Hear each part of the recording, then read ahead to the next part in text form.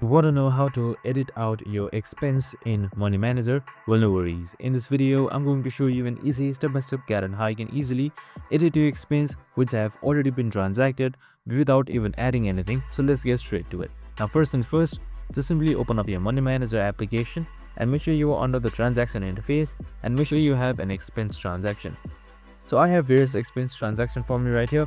So I'm just going to choose any one of these. So let's say I have to edit this 500 food expense for me. So you can just simply select that. There's not much of an edit option showing, but you can just simply edit by clicking on it. So let's say if I click on amount, I can just simply change my category. If I click cash, I can just simply change my account and card according to it. I can also add or remove notes just like this, add description, and basically add image as well.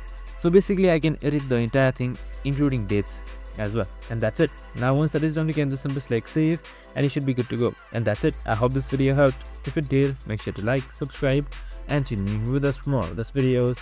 See you in the next one.